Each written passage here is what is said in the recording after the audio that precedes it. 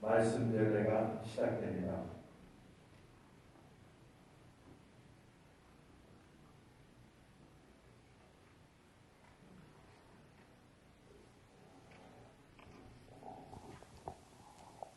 요한 1서의 말씀입니다. 사랑하는 여러분, 서로 사랑합시다. 사랑은 하느님에게서 오는 것이기 때문입니다.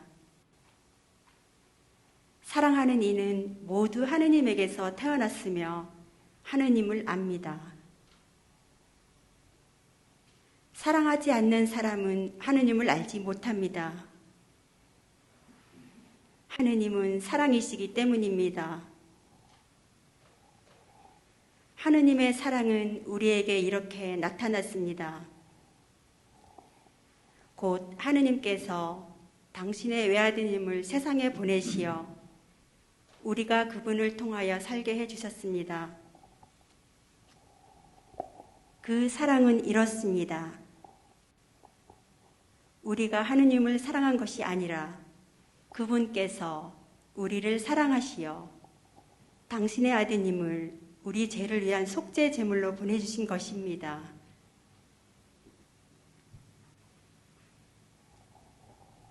주님의 말씀입니다.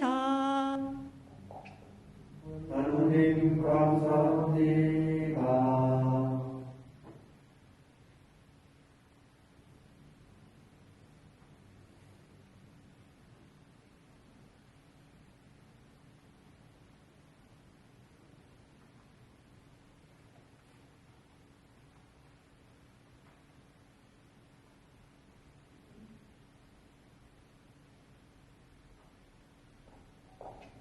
주님, 세상 모든 민족들이 당신을 경배하리이다.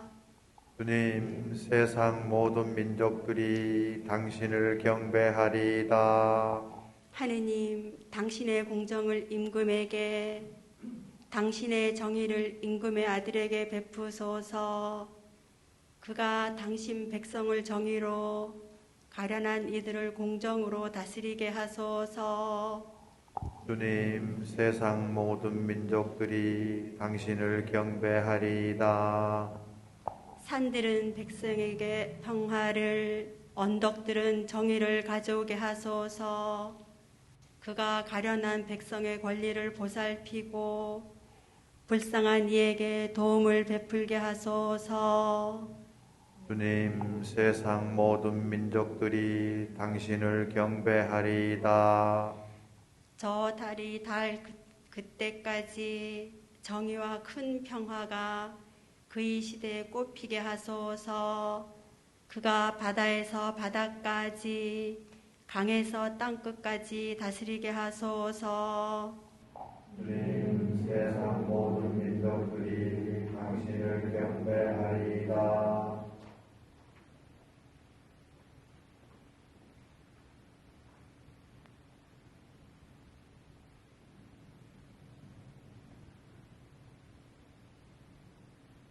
모두 일어서 주십시오. 할렐루야. 주님이 나를 보내시어 가난한 이들에게 기쁜 소식을 전하고 잡혀간 이들에게 해방을 선포하게 하셨다. 할렐루야. 주님께서 여러분과 함께 내 영과 함께 마르코가 전한 거룩한 복음입니다. 주님 영광 받소서. 그때 예수님께서는 많은 군중을 보시고 가엾은 마음이 드셨다. 그들이 목자 없는 양들 같았기 때문이다. 그래서 그들에게 많은 것을 가르쳐 주기 시작하셨다. 어느덧 늦은 시간이 되자 제자들이 예수님께 다가와 말하였다. 여기는 외딴 곳이고 시간도 이미 늦었습니다. 그러니 저들을 돌려보내시어 주변 촌락이나 마을로 가서 스스로 먹을 것을 사게 하십시오.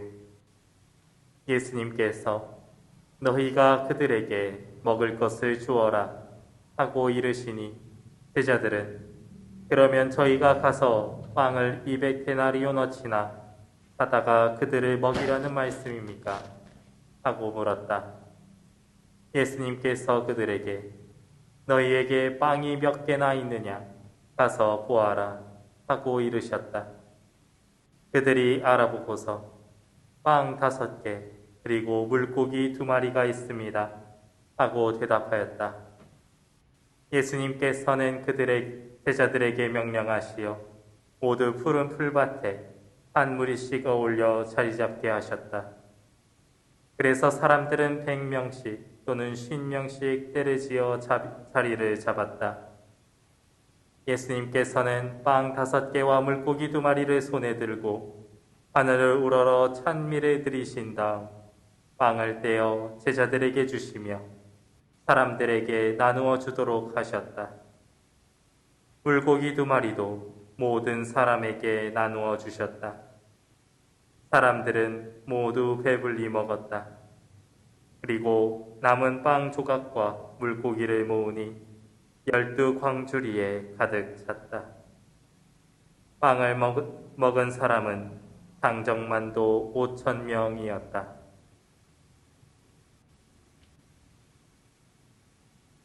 주님의 말씀입니다. 그리스도님 찬미합니다.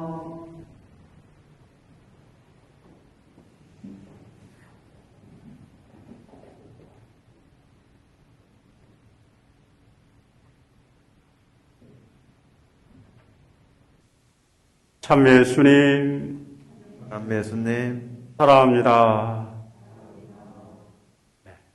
어느 신부님이 전해준 일화가 생각납니다. 어느 날 한 자매가 근심 어린 모습으로 본당 신부님을 찾아와 가지고는 하소연을 합니다.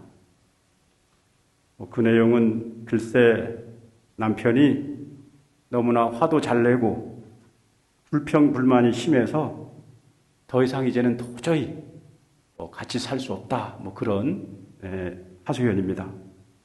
그러자 신부님은 한참을 생각하다가 말을 건넵니다. 자매님, 저에게는 신비로운 물이 있습니다. 이 물을 가져가서 남편이 돌아오면 얼른 한 모금을 머금으세요. 절대 삼키면 안 됩니다. 그래서 집에 돌아와 가지고는 그날 밤도 늦게 돌아온 남편은 역시나 아내를 보자 불평불만을 늘어놓고 그 아내에게 타박을 합니다.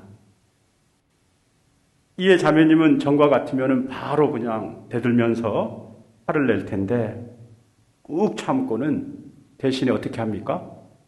그 물을 즉시 입안 가득히 물고 입을 꼭 다뭅니다. 그 후에도 계속해서 자매님은 남편이 짜증낼 때마다 그 물을 머금습니다. 먹진 않고. 그런데 이게 웬일입니까? 시간이 지날수록 그 철로성 같은 이렇게 변화되지 않을 것 같은 그 남편이 눈에 띄게 변화가 됩니다. 이에 자매님은 너무도 기쁜 나머지 신부님을 찾아와 가지고는 그 신비로운 물 때문에 우리의 남편이 바뀌었다고 연신 고맙다는 인사를 전합니다. 그러자 그때 신부님이 자매님에게 웃으면서 말합니다. 자매님, 남편을 변화시킨 그 기적은 물이 아닙니다. 그것은 자매님의 침묵 때문입니다. 달리 말하면 그 자매가 바뀌니까 전혀 바뀌지 않을 것 같은 남편이 변화가 되었다는 말입니다.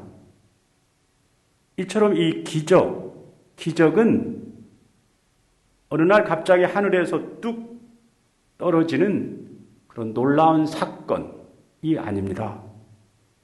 그것은 무엇보다도 그 기적을 간절히 소망하는, 기적이 일어나기를 그 간절히 바라는 그 사람의 믿음과 희생과 삶의 변화에서 시작이 됩니다.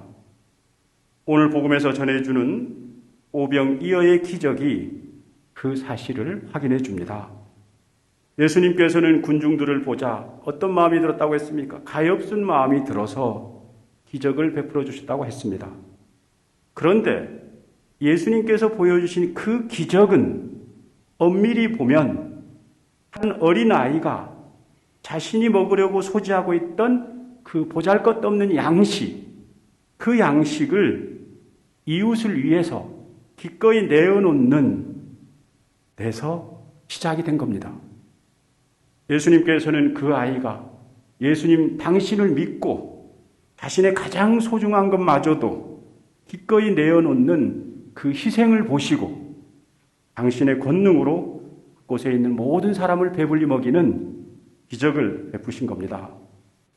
그러므로 형제 자매 여러분, 우리도 살면서 순간순간마다 기적을 바랄 때가 있습니다. 그때 우리는 단지 기적이 일어나기만을 기대해서는 안 됩니다. 기적은 결코 신기루가 아닙니다. 기적은 주님을 믿고 바라는 이들에게 꼭 이루어지는 실제적인 은총의 선물임을 기억해야 합니다. 그래서 우리는 기적을 바랄 때마다 주님께 대한 단단하고 한결같은 믿음을 드러내야 합니다. 이때 주님께서는 우리에게도 기적의 은혜를 얻어누리게 해주실 것입니다. 잠시 복음 말씀을 묵상하겠습니다.